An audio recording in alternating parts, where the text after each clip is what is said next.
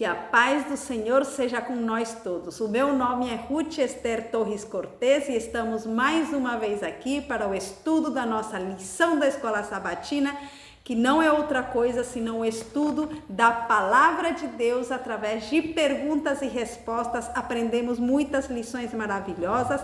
O estudo desta semana tem o título Obra de Redenção. Esse tema é muito interessante, assim que vamos analisar juntos o estudo desta lição. Vamos primeiramente para uma pequena introdução e vamos ler um versículo da Bíblia, da Palavra de Deus, que está no livro de João, capítulo 17 e o versículo 3, que nos diz: E a vida eterna é esta, que te conheçam a ti, o único Deus verdadeiro, e a Jesus Cristo, aquele que tu enviaste. Então a vida eterna está no conhecimento do Pai e do seu Filho Jesus Cristo. Vamos para uma parte do Espírito de Profecia que nos diz: o tema central da Bíblia, o tema em redor do qual giram todos os outros no livro, é o plano da redenção. A restauração da imagem de Deus na alma humana, desde a primeira sugestão de esperança na sentença pronunciada no Éden, até aquela última gloriosa promessa do Apocalipse: verão o seu rosto e nas suas vestes estará o seu nome. O empenho de cada livro da Bíblia, ou de cada passagem na Bíblia, é o desdobramento deste maravilhoso tema.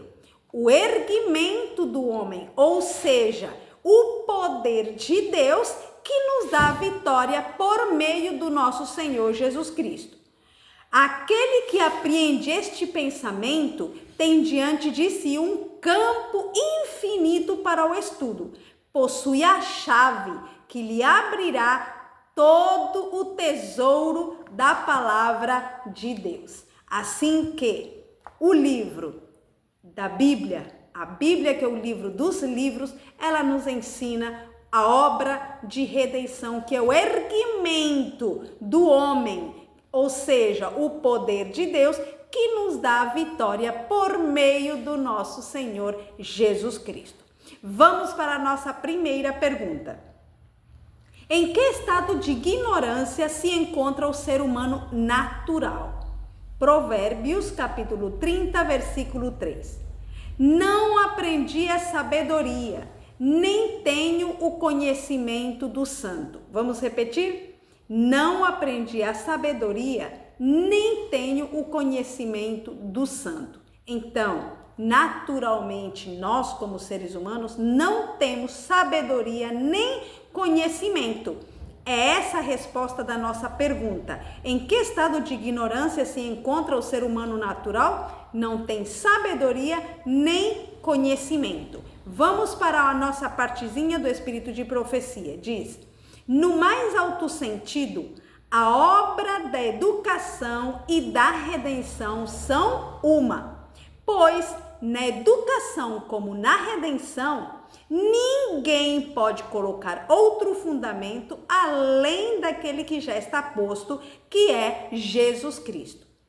Fazer com que o homem volte à harmonia com Deus, de maneira a elevar e enobrecer sua natureza moral, a fim de que ele de novo possa refletir a imagem do Criador, é o grande propósito de toda educação e disciplina na vida. Então, é por isso que é tão necessária a educação que vem do alto, porque por natureza nós não temos sabedoria nem conhecimento do Altíssimo, mas por isso o objetivo de Deus é elevar e enobrecer a natureza do homem, a fim de que ele novamente possa refletir a imagem do Criador, pois esse é o grande propósito de toda educação e disciplina na vida. Vamos para a nossa pergunta número 2. Que mudança espiritual o céu está disposto a produzir no coração humano? Que mudança espiritual o céu está disposto a produzir no coração humano?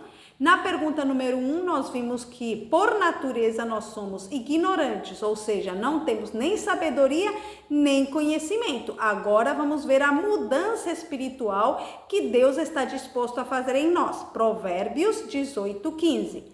O coração do entendido adquire conhecimento e o ouvido dos sábios busca conhecimento. Novamente, o coração do entendido adquire conhecimento e o ouvido dos sábios busca conhecimento. Então, qual é a mudança espiritual que o céu está disposto a produzir no coração humano? Que o ser humano possa adquirir conhecimento e sabedoria. Se ele quiser buscar, ele pode adquirir. Vamos ler a nossa pequena explicação que está embaixo aqui da nossa pergunta, que nos diz: antes de o homem se tornar realmente sábio, cumpre-lhe avaliar sua dependência de Deus e encher-se de sua sabedoria. Ele é a fonte do poder intelectual, bem como do espiritual. Então, para a gente poder ser sábios, só podemos ser sábios lá na fonte da sabedoria, que é o nosso Deus. Cumpre-nos avaliar a nossa dependência de Deus. Se nós queremos ser sábios, precisamos ter uma dependência total do nosso Deus, pois Ele é a fonte do poder intelectual, como também espiritual. Passamos para a pergunta número 3. Que deleite Deus deseja dar aos filhos dos homens? Que deleite Deus deseja dar aos filhos dos homens? Provérbios capítulo 2, versículo 10 nos diz: pois a sabedoria entrará no teu coração e o conhecimento será aprazível à tua alma. Pois a sabedoria entrará no teu coração e o conhecimento será aprazível à tua alma. Então, que deleite Deus deseja dar aos filhos dos homens? O deleite de poder ter a sabedoria e o conhecimento que vem de Deus. Na verdade, o homem natural, como nós vimos na primeira pergunta, ele não tem conhecimento e não tem sabedoria e nem quer saber. Mas Deus, Ele coloca em nós o desejo de ter essa sabedoria. E quando nós começamos a experimentar um pouco da sabedoria divina, começamos a ver quão maravilhosa é essa sabedoria, então vamos encontrar deleite, alegria em ter esse conhecimento e essa sabedoria que não é como a sabedoria do mundo, mas é a sabedoria celestial. Aqui no livro A Ciência do Bom Viver diz: a vida de Deus na alma é a única esperança do homem. A vida de Deus na alma é a única esperança do homem. Vamos para a pergunta número 4. Entre quais duas árvores representativas cada pessoa existe? Gênesis capítulo 2, versículo 9 nos diz: e o Senhor Deus fez brotar da terra toda a qualidade de árvores agradáveis à vista e boas para a comida, bem como a árvore da vida no meio do jardim, e a árvore do conhecimento do bem e do mal. Então, entre quais duas árvores representativas cada pessoa existe? Nós vimos aqui dois tipos de árvores. Tem a árvore da vida e também tem a árvore do conhecimento do bem e do mal. A árvore da vida é a que Adão e Eva podiam comer e eles iriam, cada vez que eles comiam, a sua vida ia se prolongando, porque era a árvore que lhes prolongava a vida para que eles pudessem ter vida eterna. E nós vemos aqui também a árvore proibida, que era a árvore da ciência do bem e do mal.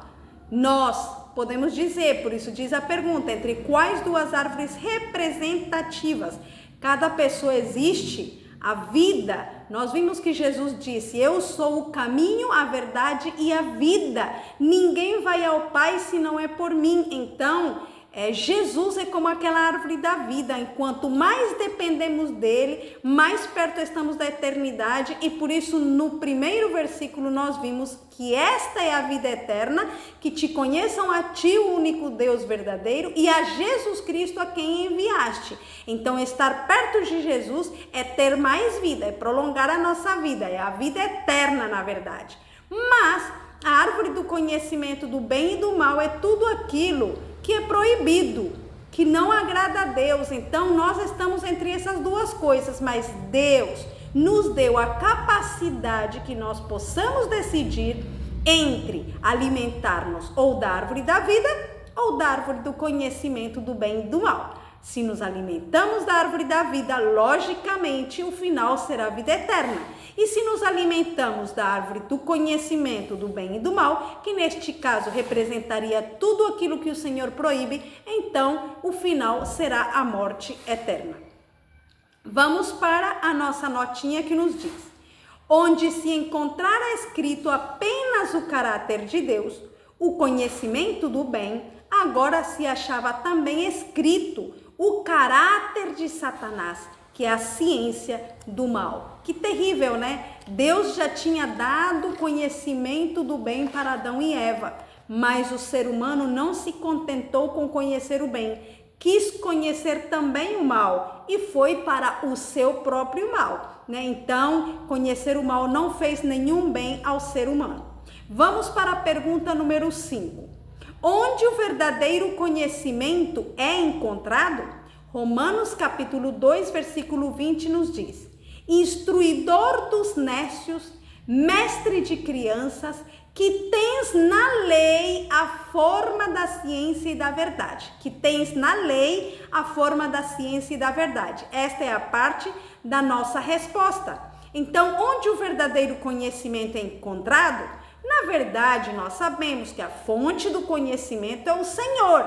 Mas como nós conhecemos o Senhor? Como nós sabemos qual é a sua vontade? É através da lei do Senhor, é através dos 10 mandamentos que nós conhecemos qual é a sua vontade. A nossa notinha nos diz: quão maravilhosa em sua simplicidade, sua compreensividade e perfeição é a lei de Jeová. Nos propósitos e tratos de Deus, há mistérios que a mente finita é incapaz de compreender. E é porque não podemos penetrar os segredos da sabedoria e poder infinitos que somos tomados de reverência pelo Altíssimo. Então, há coisas que não podemos compreender. Em Deuteronômio diz: há coisas que são reveladas. As coisas reveladas são para nós e para os nossos filhos para sempre. Mas as que não estão reveladas são os secretos de Deus, segredos de Deus. Então devemos deixar isso para Ele, porque Ele não nos revelou. Pergunta número 6. O que produz a falsamente chamada ciência? 1 Timóteo, capítulo 6, versículo 20 e 21, nos diz assim: ó Timóteo, guarda o depósito que te foi confiado, evitando as conversas vãs e profanas e as oposições da falsamente chamada ciência, a qual, professando a alguns, se desviaram da fé. A graça seja convosco. Então, o que produz a falsamente chamada ciência? Aqui diz que alguns estavam professando essa falsa ciência e se desviaram da fé. Então, é isso que produz a falsa ciência, o desvio da verdadeira fé. Nós vemos hoje, por exemplo, a chamada ciência, né, entre aspas, que diz que nós vimos que os nossos ancestrais, eles eram os animais, né? Alguns dizem que nós temos ossos aqui parecidos com o do golfinho, com o da baleia, sei lá. Tem outros que dizem que o macaco é o mais semelhante a nós, que nós vimos do macaco, né? E tem aquelas formas lá que eles mostram na falsamente chamada ciência, mas nós temos somente um conhecimento que é o que Deus nos dá. O que está na sua palavra nunca muda. Essa ciência do mundo, que o mundo procura compreender, aquilo que Deus não revelou claramente, eles tentam explicar com as suas palavras, mas no entanto não conseguem explicar claramente, e cada vez que vem um novo cientista, essas teorias vão mudando. Mas a teoria de Deus nunca muda. Ele diz que foi Deus que criou o ser humano, a sua imagem. A imagem de Deus o criou, varão e fêmea os criou. Então é isso que nós devemos crer. Essa teoria jamais vai mudar, porque a Bíblia, a palavra de Deus, nunca muda e ela é verdadeira. Vamos para a nossa notinha, o que nos diz? Satanás trabalha com seu poder perverso e enganoso, e com enganos poderosos ele engana todos aqueles que não permanecem na verdade. Olhem que interessante, Satanás engana aqueles que não permanecem na verdade, que desviaram os ouvidos da verdade e se voltaram para as fábulas. O próprio Satanás não permaneceu na verdade. Ele é o mistério da iniquidade. Através de sua sutileza, ele dá aos seus erros destruidores da alma a aparência da verdade. Esse é o poder dos seus erros para enganar. É porque são falsificações da verdade que o espiritismo, a teosofia e delírios semelhantes obtêm poder sobre as mentes dos homens. Esta é a obra-prima de Satanás. Ele afirma ser o salvador do homem, o benfeitor da raça humana, e assim seduz mais rapidamente as suas vítimas, levando-as à destruição. Olhem que interessante, né?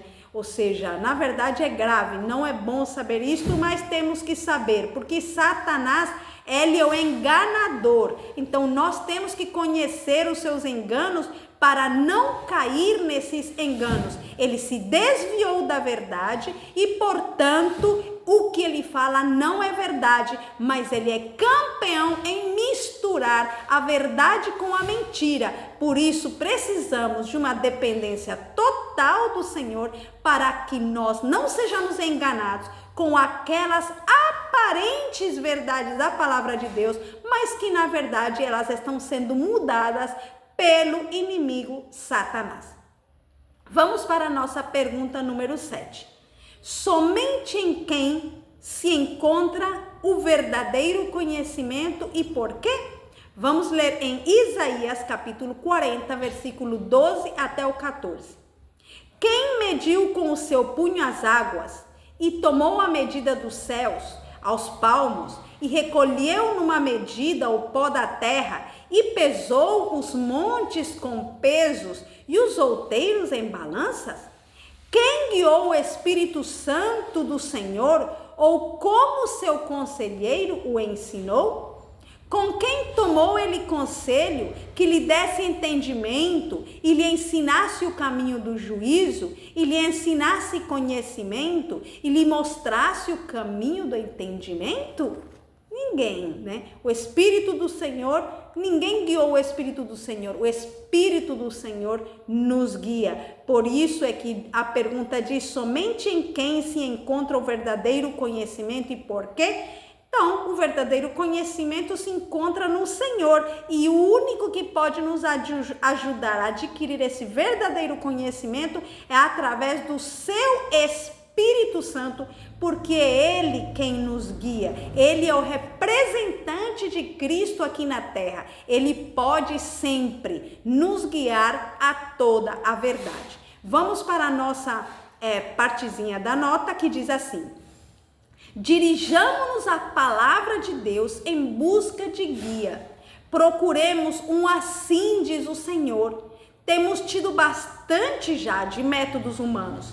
A mente educada apenas na ciência mundana deixará de compreender as coisas de Deus, mas a mesma mente convertida e santificada verá o poder divino na palavra. Unicamente a mente e o coração purificados pela santificação do Espírito podem discernir as coisas celestiais. Então, se nós nos educamos simplesmente com a ciência humana, não conseguiremos compreender as coisas do Espírito do Senhor. Mas se nós entregamos a nossa mente, o nosso coração, buscamos a presença do Senhor, chegaremos a compreender coisas que nenhum outro ser humano conseguirá, um outro ser humano que não tenha o Espírito de Deus. Então, nós temos aprendido através desta lição que fala sobre a obra de redenção, que na verdade, já que está falando tanto de sabedoria e de conhecimento, nós vemos aqui a obra da redenção, que ela é feita através do conhecimento, né? Por exemplo, como que nós podemos ser perdoados por Deus se não conhecemos o perdão de Jesus? Nós precisamos conhecer a Jesus, conhecer o Pai, para que nós possamos compreender o seu amor para conosco, a obra da redenção para conosco. E essa obra da redenção será feita através do conhecimento. É por isso que em lições anteriores nós vimos: o meu povo é destruído porque lhe faltou o conhecimento, diz o Senhor. Isso está no livro de Oséias, né?